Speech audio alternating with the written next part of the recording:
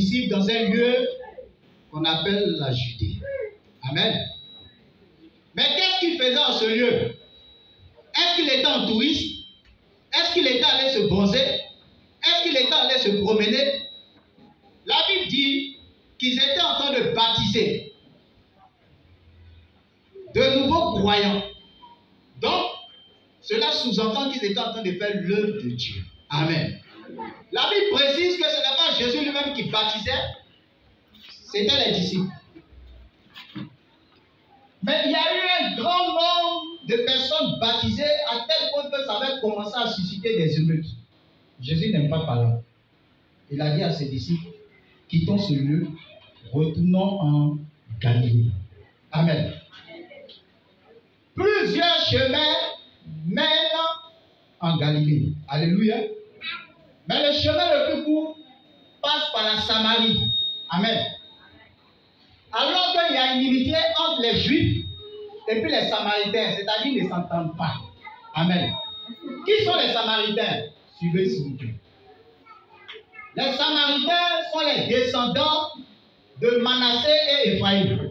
On a vu ici le dimanche passé, à partir de l'enseignement que le Père nous a donné, Ephraïm et Manassé sont les enfants de Joseph.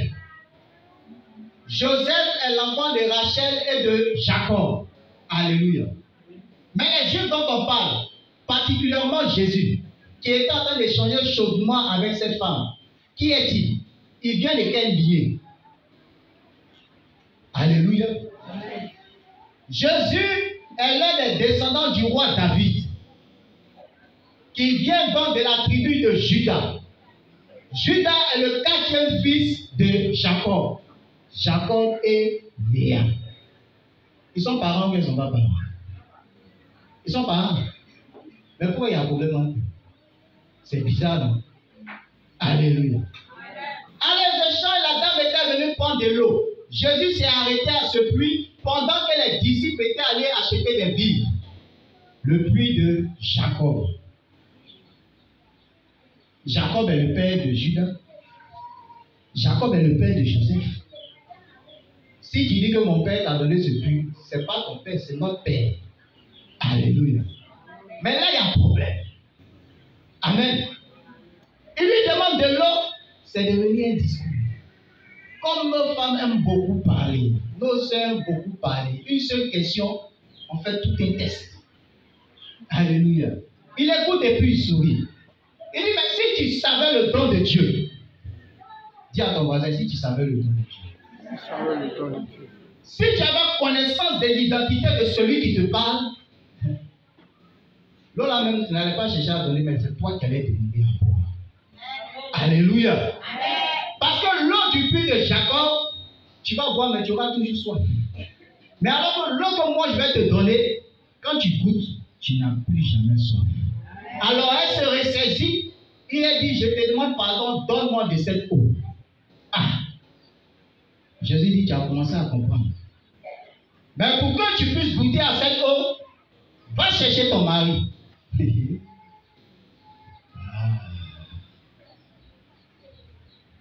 Qui est marié ici? Quand on dit aux gens que la Bible est d'actualité, les gens disent non, la Bible c'est avant. Qui est marié ici? Voilà un marié. Qui est marié encore? Hein? Bon, d'accord. Qui est enfant ici? Hein? Qui est enfant? Non, on entend le scène, on n'a pas assez de temps. Si on va rester jusqu'à midi, hein? Parce que si c'était le enseignement que Dieu m'a mis à cœur, je ne vais pas quitter la chair. Qui est enfant ici? Bon, baissez les mains. Qui est marié ici? Kaya. Alléluia. Alléluia. Tu dis vrai. Parce que tu as eu 5 maris. Celui-même avec qui tu es, le 6e là, n'est même pas ton mari. Et demande à ton voisin, on peut faire ça. Alléluia. Amen. Je vais vous envoyer quelque part. Lorsque l'ange Gabriel s'est présenté à Marie, la mère de Jésus, il lui a dit, bienheureuse, tu enfanteras tes fils car une grâce t'a été. Une grâce t'a été. Quelqu'un à qui on fait grâce, ça c'est la personne a du mérite. Amen. Si tu mérites, on ne va pas dire grâce t'a été donnée. Bon, ça c'est un autre enseignement. Je laisse ça de côté. Alléluia. Amen. La Bible nous enseigne que Marie était parente à Élisabeth, qui était la femme de Zacharie. Zacharie qui était sacrificateur. Lui venait de la tribu de Lévi. Alors qu'il fallait que le Messie vienne de la tribu de Juda. Donc alors je vous pose la question. Pourquoi est-ce que Dieu a porté son choix sur Marie pour que Jésus vienne par elle? Si tu n'as pas la réponse, je réponds en même temps. C'est tout simplement parce que Marie était fiancée à Joseph le charpentier. Parce que Joseph vient de la lignée de David. Alléluia. Quand Marie a informé Joseph de ce qu'elle est enceinte, qu'est-ce que Joseph voulait faire? Il voulait la répudier. Amen. Parce qu'en ce temps-là, tu ne peux pas te permettre de prendre une femme qui n'a plus sa virginité. Alléluia. Amen. Tu ne peux pas. Et ça, je vais vous expliquer. Alléluia. Amen. Donc, si tu es enceinte, c'est que forcément, il y a quelqu'un qui est passé. Si quelqu'un est passé avant moi, ça va m'attirer des ennuis. Je préfère ne pas aller là-bas. Alléluia. Elle dit non, personne n'est passé. Personne n'est passé. Il dit vraiment, je t'aime, mais je ne peux pas. Il fallait que l'ange se révèle à Joseph pour lui dire ne crains pas de prendre Marie pour femme parce que personne n'est passé. Amen. Est-ce que vous me suivez? Amen. Si Joseph décidait de rompre les fiançailles, c'est que peut-être Jésus allait retourner. Parce qu'il y a un problème de lié. Il doit descendre de la tribu de Juda. Alléluia. Amen. Donc, vous dites que ce n'est pas parce que c'est Marie que c'est venu, mais c'est parce que c'est la fiancée de Joseph le charpentier. Est-ce qu'on se comprend? Amen. Allô, qui est là? Amen. Allô? Amen. Amen. Le Seigneur a dit dans sa parole, je ne vous permets pas de répudier vos femmes sauf pour cause d'infidélité. Celui qui le fait et qui en épouse une autre commet un adultère. Si elle aussi elle se remarie, elle est en position d'adultère. Pourquoi? Parce que si toi tu allais prendre sa virginité, en prenant sa virginité, quand Dieu l'a créé, il a laissé des données dans son intimité. Parce que la Bible dit que celui qui a trouvé une femme vertueuse a trouvé le bonheur. Et c'est une grâce que Dieu lui accorde. Mais si tu as trouvé autre chose qu'une femme, tu as trouvé quoi? Ça devient silencieux. Ça ne vous arrange pas, mais allons dans la vérité. Aujourd'hui, c'est Pentecôte. Adorons le Seigneur en esprit et en vérité. Donc, allons dans la vérité, s'il vous plaît. Celui qui a trouvé autre chose qu'une femme, qui a épousé autre chose qu'une femme, il a trouvé quoi? Le malheur. Amen. Amen.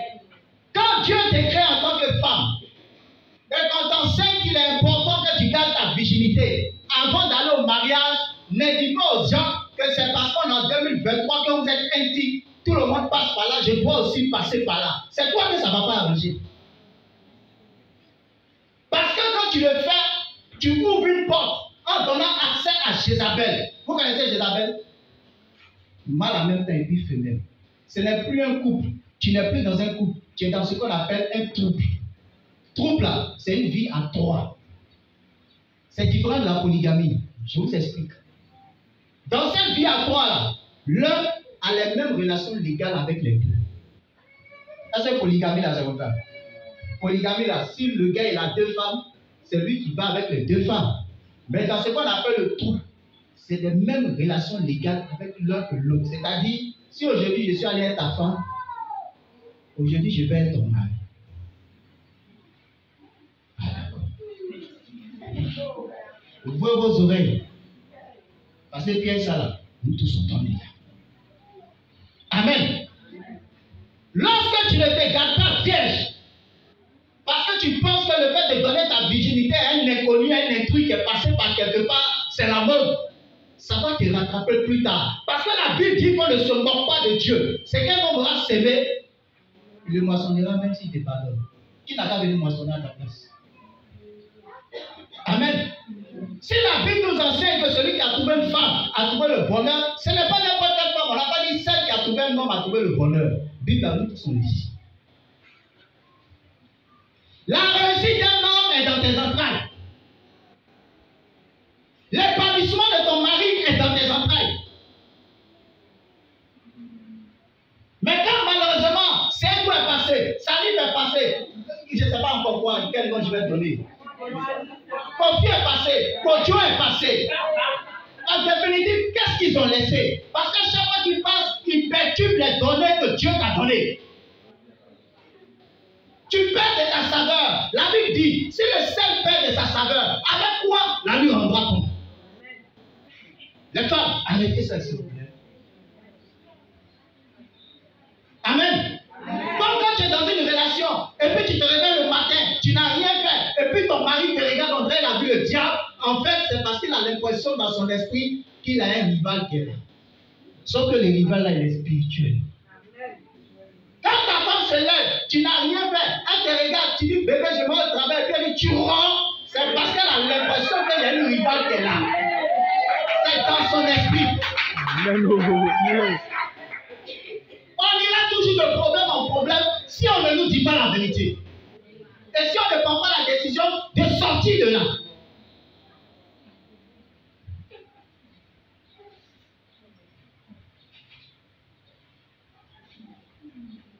Si la parole te fait du bien, acclame Dieu.